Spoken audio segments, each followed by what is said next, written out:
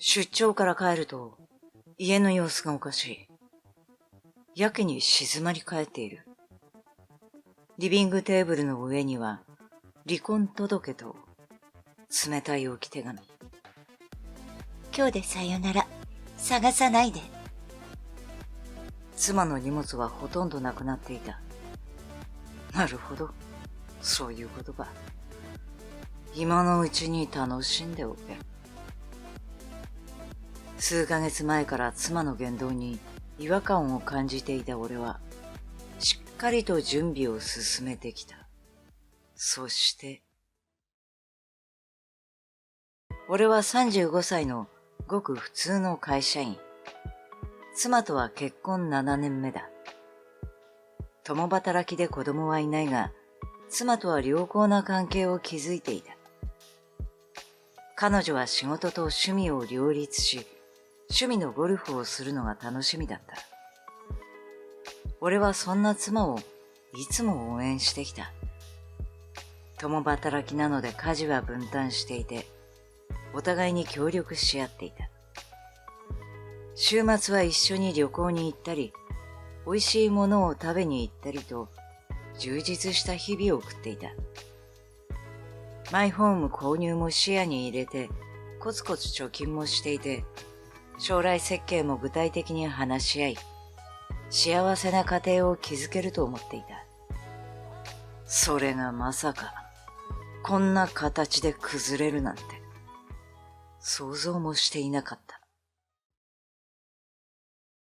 数ヶ月前から妻の些細な変化に気づき始めていた。最初は些細なことで気にも留めていなかったが、だんだん違和感が大きくなっていったのだ。以前はほとんどなかったのに、最初は週に2、3回は深夜に帰宅するようになった。理由を聞くと、仕事で遅くなったと曖昧な答えしか返ってこない。最初は残業だと信じていた。しかし、その頻度と帰宅時の様子が以前と明らかに違っていた。いつもなら笑顔で帰宅していた妻が、最近は疲れているのか、無表情で部屋に直行することが多くなった。そして、見たことのない服やバッグが増え、高級ブランド品を多く身につけるようになった。妻に確認すると、仕事で臨時収入が入ったと、無表情で軽く流された。説明にあまり納得できなかったが、それ以上何も言うことができなかった。しかし、胸騒ぎは増すばかりだった。さらに長電話をするようになった。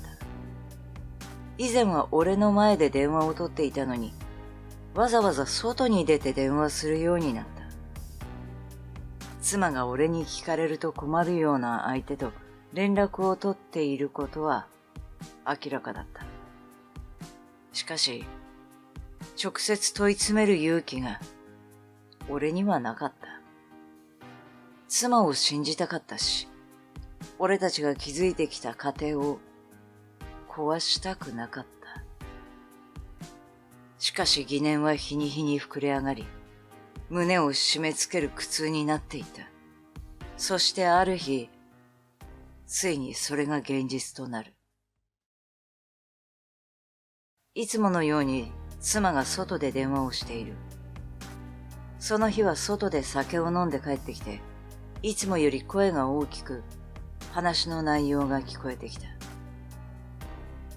好奇心と不安が交差する中、俺は窓を開けてつい盗み聞きをしてしまった。その内容は想像をはるかに超えるものだった。今度は泊まりで温泉に行こうよ。もちろん。話題の高級お宿で。大丈夫。夫は気づいていないから。会社ではどう？アキラさんの部下としてちゃんと仕事できてるの？などと、妻が電話相手と不倫をしている内容だった。しかも、まさか不倫の相手は俺の上司だったと。互いの愛を確かめ合う言葉、週末のホテルの予約、そして会社資金の着服をほのめかす言葉の数々。それは俺を奈落の底に突き落とすような衝撃的な内容だった。妻は上司と不倫関係を続け、会社のお金を使い込んで贅沢な生活をしていた。俺はこれまで真面目に働き、家計を支え、妻を支えてきた。なのに妻は俺を裏切って贅沢をしていた。これまで妻を信じていた自分が愚かだったと痛感した。今まで隠蔽されていた真実の数々に、絶望感に胸が締め付けられた。今まで築き上げてきた家庭、そして未来への希望が一瞬にして崩れ去った。胸に広がるのは底知れない空虚感と怒り、そして深い悲しみだった。そんな時職場の同僚が俺を励ましてくれた。同僚は俺と同じ部署でいつも真面目に仕事をしている男だ。寡黙で口数は少ないが、仕事は丁寧で信頼できる男。彼とは仕事の話だけでなく、プライベートな相談もする仲だった。だが、同僚は上司である田中明、つまり妻の不倫相手から長年パワハラを受けていた。陰湿な嫌がらせに理不尽な叱責、サービス残業の強要まで、上司の不当な扱いに耐えていたのだ。そのことを以前、同僚から打ち明けてもらったことがあった。同僚は俺の話を静かに聞いてうなずき、俺の怒りを静かに受け止めてくれた。奥さんの裏切り、本当に辛いですね。心中お察しします。と、落ち着いた声で語りかけてくれた。そして、意外な言葉を口にした。俺も一緒に戦います。俺は驚き同僚の顔を見つめた。彼は真剣な表情でこう続けた。実は私もあの男の不正を内部告発しようとしていたんです。でも、証拠が不足していて、なかなか踏み切れずにいました。同僚は上司が会社の金を着服しているのではないかと疑っていた。しかし、決定的な証拠をつかむことができず、告発をためらっていたのだ。しかし俺の事件をきっかけに、俺の協力で上司の不正を暴くことを決意したのだ。一緒にあの男を断罪しましょう。同僚の言葉は俺の心に勇気を与えてくれた。一人ではとても耐えられないと思っていた戦いも仲間がいればきっと勝てる。俺たちは固く握手を交わし、共に戦うことを誓った。俺と同僚は早速、上司の不正と不倫の証拠を集めるため行動に移した。俺は上司から数日間の出張を命じられているため、その間に同僚が上司のパソコンにアクセスし、証拠を集めるという計画だ。同僚は IT に詳しく、上司のパソコンから妻との不倫の証拠となるメールや写真、そして会社資金の着服に関するデータなどを抽出することに成功した。俺は出張している間、電話で弁護士に相談し、慰謝料請求の準備を進めていた。同僚からの情報提供を受け、弁護士はすぐに動き出した。俺たちは妻と上司の不貞行為の証拠を揃え、裁判で勝てるだけの準備を整えた。出張から帰ったら早速行動に移そうと思っていた。しかし、出張から帰ると、家の様子がおかしい。やけに静まり返っていたのだ。リビングテーブルの上には、離婚届と、今日でさよなら探さないでという内容の置き手紙があった。そういうことか。せいぜい今のうちに楽しんでおけ。事情を知っている俺は冷静さを保つことができた。俺は速攻で荷造りを済ませ、新しい住処に移った。新しい生活の始まりだ。そして弁護士を通して、妻と上司へ慰謝料を請求するため、離婚の調停を申し立てたが、慰謝料を払う気はないと、協議は決別し、仕方なく裁判所へ訴状を提出した。また上司の横領については、証拠とともに会社へ報告した。裁判が始まると妻は最後まで不倫を認めなかった。私は何も悪いことをしていません。夫の妄想です。開き直ったような態度で、俺の主張を否定し続けた。夫は仕事が忙しく、いつも私に冷たく、八つ当たりしてきました。まるで俺は悪者であるかのように振る舞い、嘘で塗り固めた弁解を繰り返した。上司とは一度も会ったことがありません。彼女の態度は、俺をさらに怒りに燃え上がらせた。しかし、俺たちは準備万端だった。同僚が収集したメールや写真、そして俺が密かに録音していた妻と上司の電話の音声データは、二人の不倫関係を明確に示していた。これは二人が密会している写真です。音声データには、二人が温泉に行く計画をしている声も記録されています。弁護士はこれらの証拠を一つ一つ丁寧に裁判官に説明していた。妻は蒼白な顔で何も言えなくなっていた。妻の弁解は証拠の前では全く通用しなかった。そして上司も最初は責任逃れをしようとした。彼女は私を騙していたんです。私が悪いんじゃない。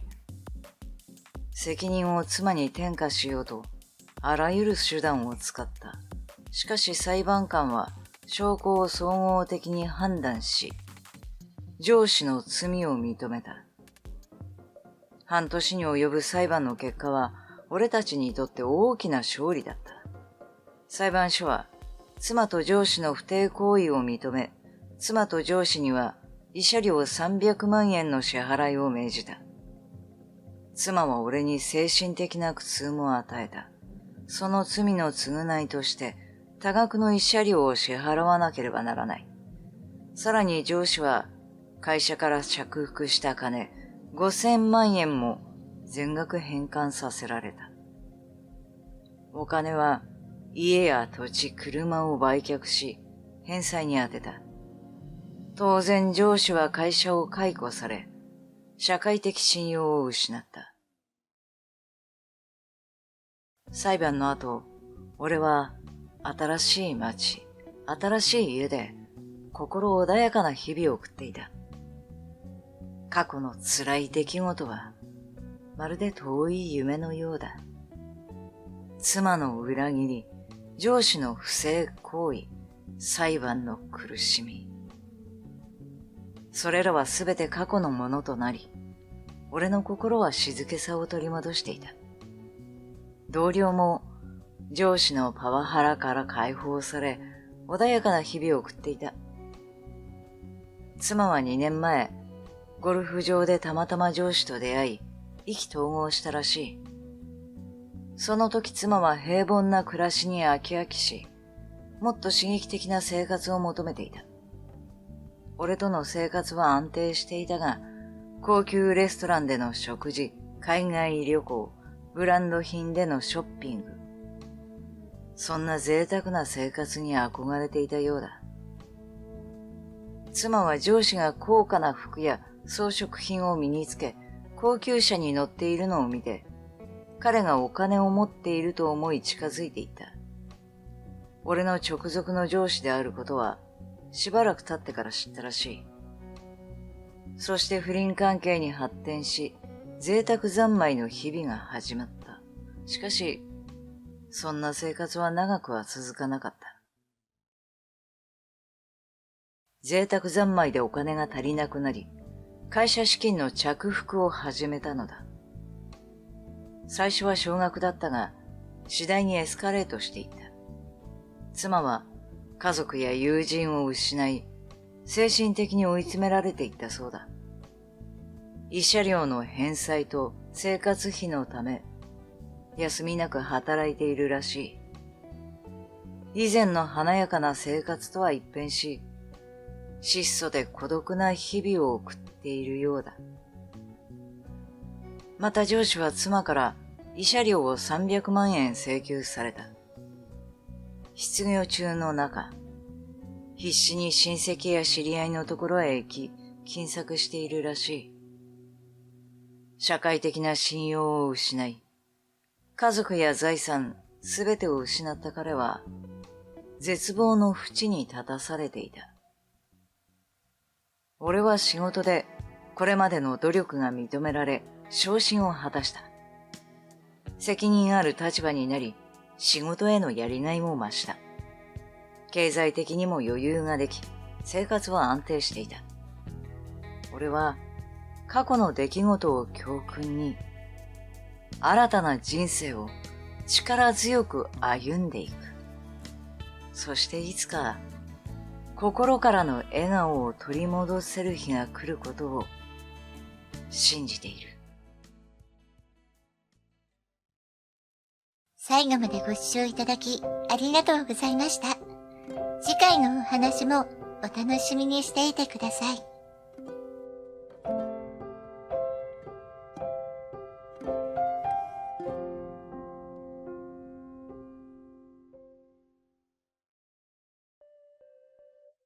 My name is Misako Yamamoto.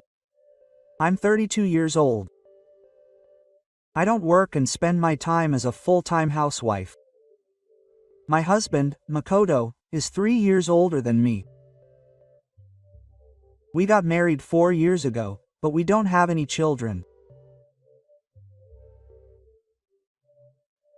My parents tell me that they want to see their grandchildren soon, but I had no intention of having children.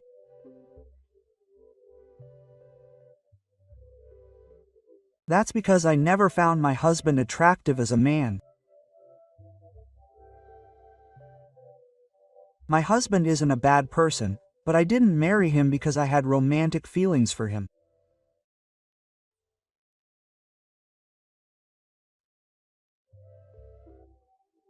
At the time, I was approaching 30, and my friends were getting married one after another, so I was worried that I would end up being a loser if I stayed the way I was.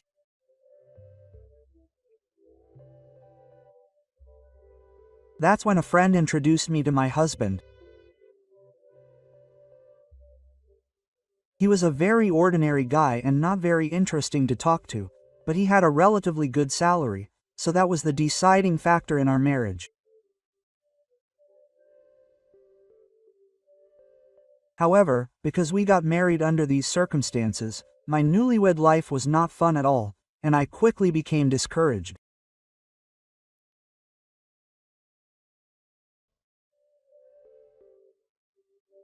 That's when I tried a dating app.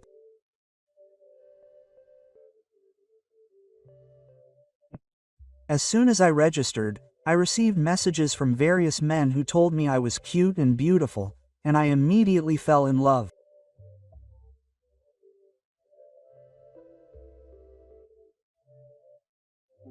Since I got married to my husband, I had rarely heard such things from the opposite sex, so I was overjoyed.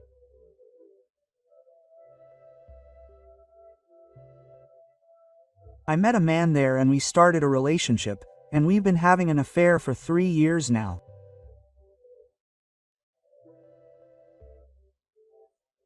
The man I'm with is 2 years younger than me, taller, and more interesting to talk to.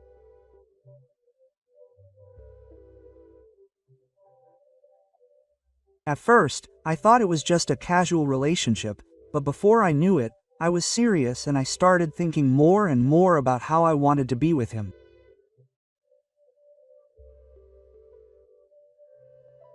However, I had no intention of initiating a divorce.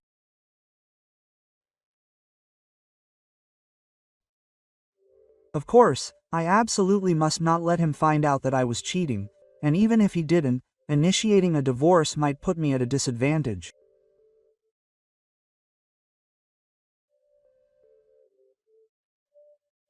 My husband earns a decent amount of money, so I thought it would be best to somehow get him to initiate a divorce so that I would be in a better position when it came to dividing our assets.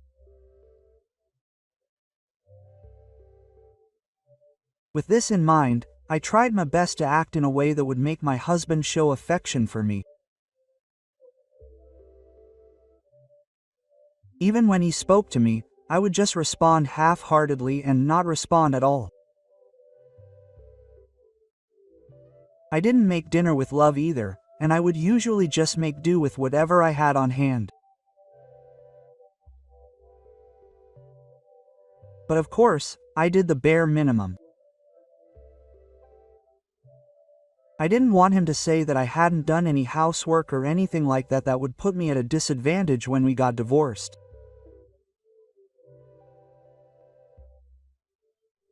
Furthermore, the thing I tried to do the most was to keep turning down my husband's advances. My husband has a strong sex drive, so he tried to seduce me many times, but each time I would make up an excuse and refuse.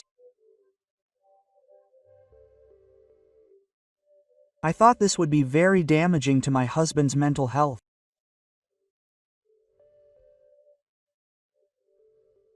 Not only that, but I also thought that if he cheated on me somewhere, I could even get compensation.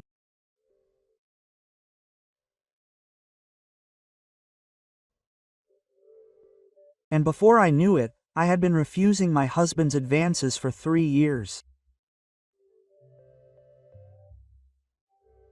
As I imagined, this was quite tough on him. He talked to me about it several times with a serious face, but I kept making up excuses to avoid the subject.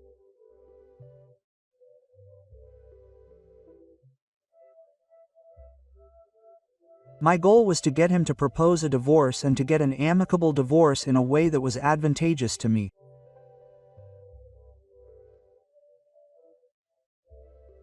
And then one day, my persistent efforts paid off.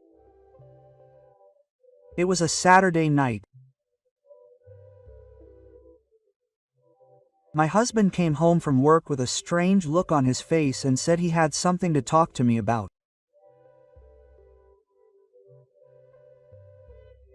At that moment, I thought, could it be?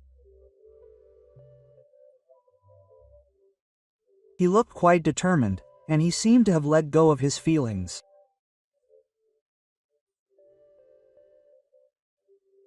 Maybe he had talked to someone and been told that it would be better for him to get a divorce. But I responded with a nonchalant expression, asking, "What's wrong with you, making such a face? Are you worried about something?" Quote, "I might not be able to live with you any longer.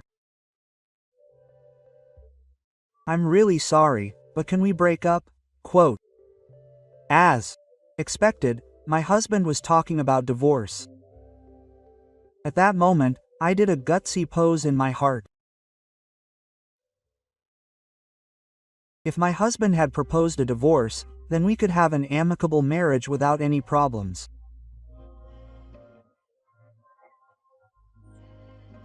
However, I knew that if I was happy about it at that point, it would make him suspicious. What's with the sudden divorce? What happened? Quote. I tried to play dumb. Then my husband suddenly started talking about his complaints about me.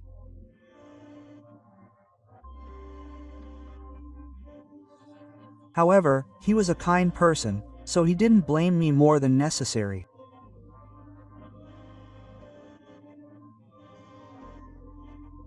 Since my husband wanted to divorce amicably without any conflict, I decided to accept his proposal after seeing the situation.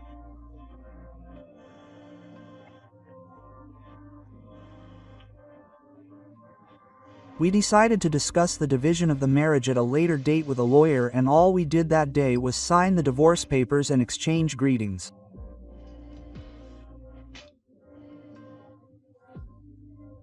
Then we said goodbye to each other with smiles on our faces.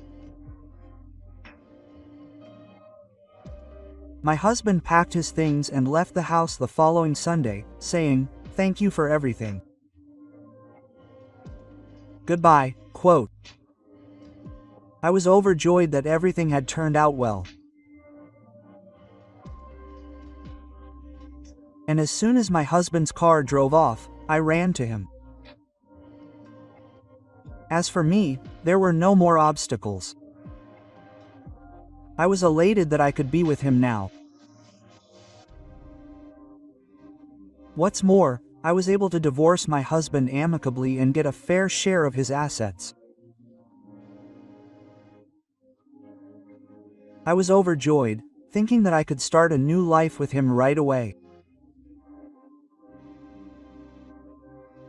But that was when hell began. I went straight to his apartment and was about to go in when someone called out to me from behind. "Are you Misako? You seem quite happy." Quote. When I turned around, there was a woman I had never seen before standing there. She was about the same age as me, or maybe a little older. It was the first time we had met, but since there was no one else around, it was obvious that she was talking to me. "Excuse me, but have we met somewhere before?" I asked the woman, wondering why.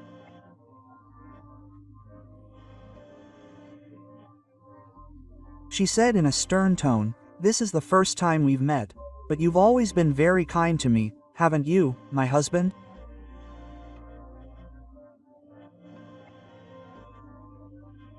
I had no idea what she was talking about.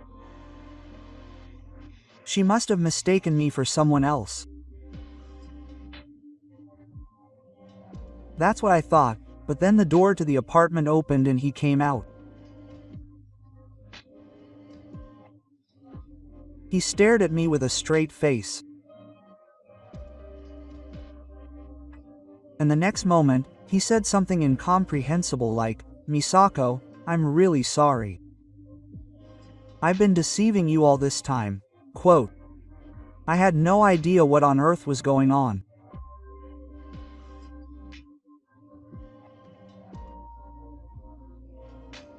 Then the woman told me the shocking truth. That's my husband. Did you think he was single? Quote. I hurriedly looked at him, but he seemed apologetic and reluctant to look me in the eye.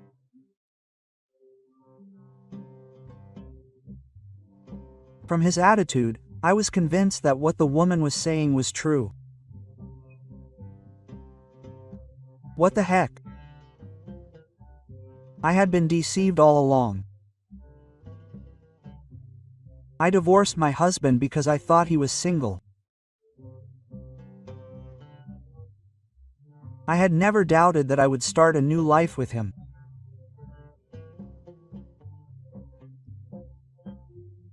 Of course, we hadn't promised to get married, but he had sometimes said he wanted to be with me, and I believed him. It was all a lie. It was then that I realized for the first time that I had done something irreparable.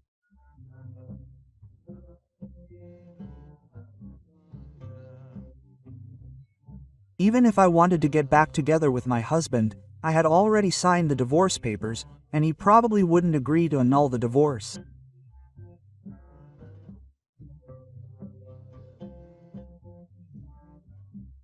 On top of that, I thought the other man was single, but to his wife, I was her lover.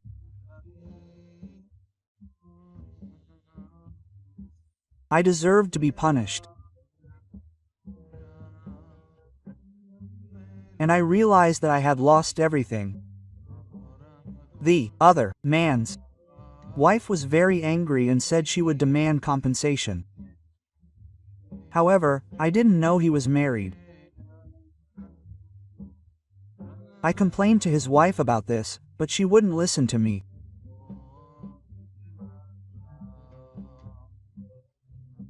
She was still angry and yelled at me, saying that she couldn't trust me to continue dating him without knowing he was married. Since it didn't seem like she would back down, I suggested that we talk about it at a later date. At that moment, my phone rang, and when I looked at the screen, it was a call from my parents.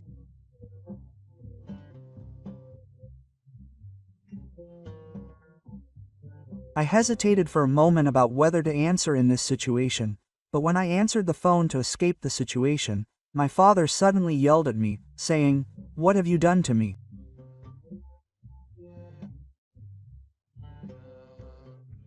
You're a disgrace to our family." Quote. I didn't know what was going on, but then Ma Kun called and said, "You were having an affair, weren't you?" And told me he heard everything. At that moment, I panicked. I didn't know what was going on. My husband shouldn't have known that I was cheating on him. Why did this happen? However, it turns out that my husband had been suspicious of me for a while and had hired a detective to investigate. My parents said that my husband was going to demand compensation from me.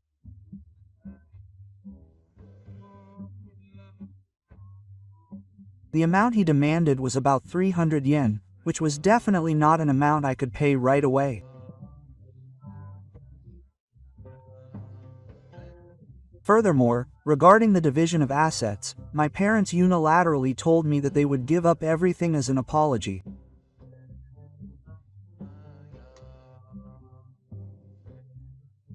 I was completely unconvinced, but my parents were so upset that I had no choice but to accept their terms.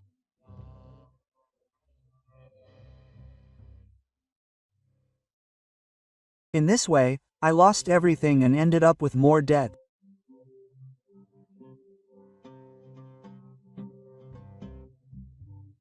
I heard rumors that he would not divorce his wife and was forced to live like a slave.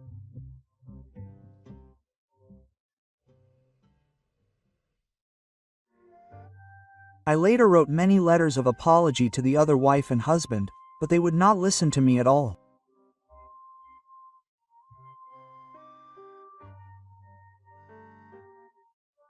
In the end, I was also cut off from my family, and with nowhere to go, I ended up working at a nightclub.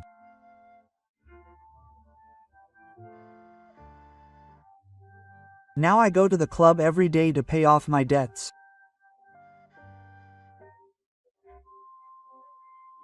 It is unbearable to deal with a man I don't know, but there is nothing else I can do.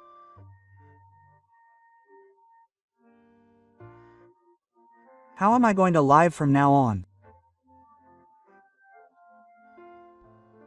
Even though I caused this myself, when I think about what lies ahead, it is nothing but hell.